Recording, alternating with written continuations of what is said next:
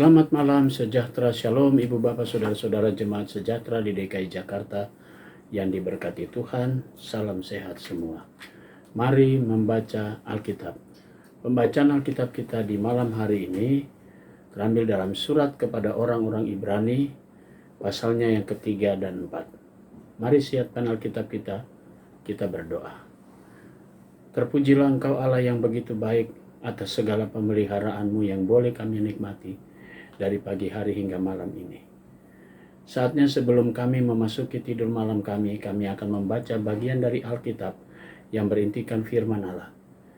Karuniakan kami Roh Kudus-Mu yang menguatkan tubuh kami, sehingga kami fokus dalam pembacaan Alkitab di malam ini. Kami mau serahkan doa syukur kami di malam ini, dalam nama Yesus Kristus, firman yang hidup. Amin. Selamat malam Bapak Ibu, Saudara-saudari sekalian. Bacaan kita pada malam hari ini terambil dari kitab Ibrani pasal yang ketiga dan pasal yang keempat. Ibrani pasal yang ketiga.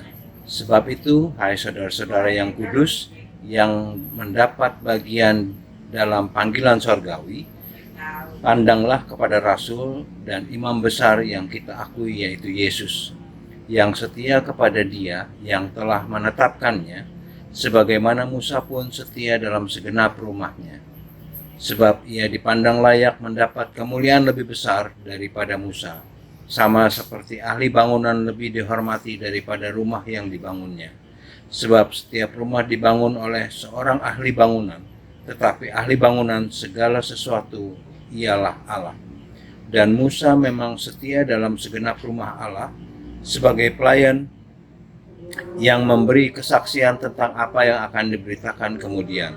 Tetapi Kristus setia sebagai anak yang mengepalai rumahnya, dan rumahnya ialah kita, jika kita sampai pada akhirnya teguh berpegang pada kepercayaan dan pengharapan yang kita megahkan. Sebab itu, seperti yang dikatakan Roh Kudus, pada hari ini, jika kamu mendengar suaranya, janganlah keraskan hatimu seperti dalam kegeraman, pada waktu pencobaan di padang gurun, di mana nenek moyangmu mencobai aku dengan jalan menguji aku, sekalipun mereka melihat perbuatan-perbuatanku 40 tahun lamanya. Itulah sebabnya aku murka kepada angkatan itu dan berkata, selalu mereka sesat hati dan mereka tidak mengenal jalanku, sehingga aku bersumpah dalam murkaku, mereka takkan masuk ke tempat perhentianku. Waspadalah, hai saudara-saudara, supaya di antara kamu jangan terdapat seorang yang hatinya jahat dan yang tidak percaya oleh karena ia murtad dari Allah yang hidup. Tetapi nasihatilah seorang akan yang lain setiap hari, selama masih dapat dikatakan hari ini, supaya jangan ada di antara kamu yang menjadi tegar hatinya karena tipu daya dosa. Karena kita telah beroleh bagian di dalam Kristus, asal saja kita teguh berpegang sampai kepada akhirnya pada keyakinan iman kita yang semula. Tetapi apabila pernah dikatakan, pada hari ini jika kamu mendengar suaranya, janganlah keraskan hatimu seperti dalam kegeraman. Siapakah mereka yang membangkitkan amarah Allah? Sekalipun mereka mendengar suaranya, bukankah mereka semua yang keluar dari Mesir di bawah pimpinan Musa? Dan siapakah yang ia murkai 40 tahun lamanya? Bukankah mereka yang berbuat dosa dan yang mayatnya bergelimangan di padang gurun? Dan siapakah yang telah ia sumpahi bahwa mereka tak akan masuk ke tempat perhentiannya? Bukankah mereka yang tidak taat? Demikianlah kita lihat bahwa mereka tidak dapat masuk oleh karena ketidakpercayaan mereka.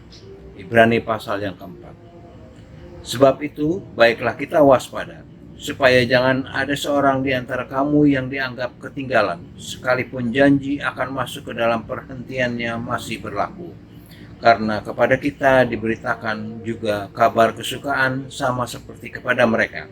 Tetapi firman pemberitaan itu tidak berguna bagi mereka, karena tidak bertumbuh bersama-sama oleh iman dengan mereka yang mendengarnya. Sebab kita yang beriman akan masuk ke tempat perhentian seperti yang ia katakan.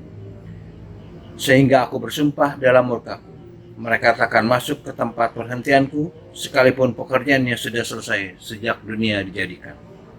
Sebab tentang hari ketujuh pernah dikatakan di dalam suatu nas, dan Allah berhenti pada hari ketujuh dari segala pekerjaannya. Dan dalam nas itu kita baca, mereka takkan masuk ke tempat perhentianku. Jadi sudah jelas bahwa ada sejumlah orang akan masuk ke tempat perhentian itu, sedangkan mereka yang kepadanya lebih dahulu diberitakan kabar kesukaan itu tidak masuk karena ketidaktaatan mereka. Sebab itu ia menetapkan pula suatu hari, yaitu hari ini, ketika ia setelah sekian lama berfirman dengan perantaran Daud, seperti dikatakan di atas, pada hari ini jika kamu mendengar suaranya, janganlah keraskan hatimu. Sebab andai kata Yosua telah memberi mereka masuk ke tempat perhentian, pasti Allah tidak akan berkata-kata tentang suatu hari lain. Jadi masih tersedia suatu hari perhentian, hari ketujuh bagi umat Allah. Sebab barang siapa telah masuk ke tempat perhentiannya, ia sendiri telah berhenti dari segala pekerjaannya, sama seperti Allah berhenti dari pekerjaannya. Karena itu baiklah kita berusaha untuk masuk ke dalam perhentian itu, supaya jangan seorang pun jatuh karena mengikuti contoh ketidaktaatan itu juga. Sebab firman Allah hidup dan kuat dan lebih tajam daripada pedang bermata dua manapun.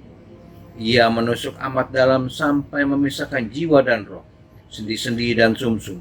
Ia sanggup membedakan pertimbangan dan pikiran hati kita.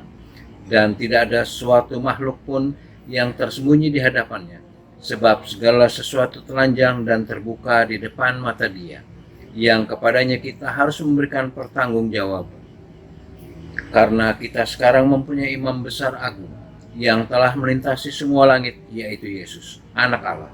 Baiklah kita teguh berpegang pada pengakuan iman kita, sebab imam besar yang kita punya bukanlah imam besar yang tidak dapat turut merasakan kelemahan-kelemahan kita. Sebaliknya sama dengan kita, ia telah dicobai, hanya tidak berbuat dosa.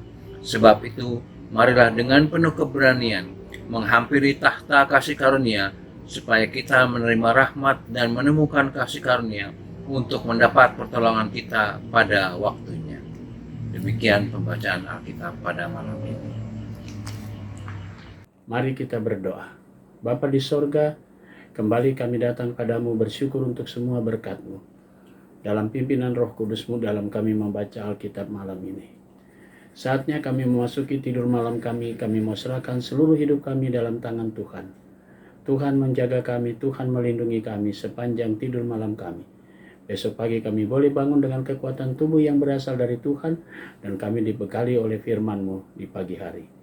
Terima kasih Bapa di sorga, kami mau serahkan seluruh jemaat sejahtera yang ada di 5 sektor pelayanan, tiap pribadi, tiap keluarga. Inilah doa kami, yang kami naikkan semua di dalam nama Yesus Kristus, Tuhan dan Juru Selamat kami yang hidup. Amin. Selamat malam, selamat beristirahat. Tuhan memberkati saudara.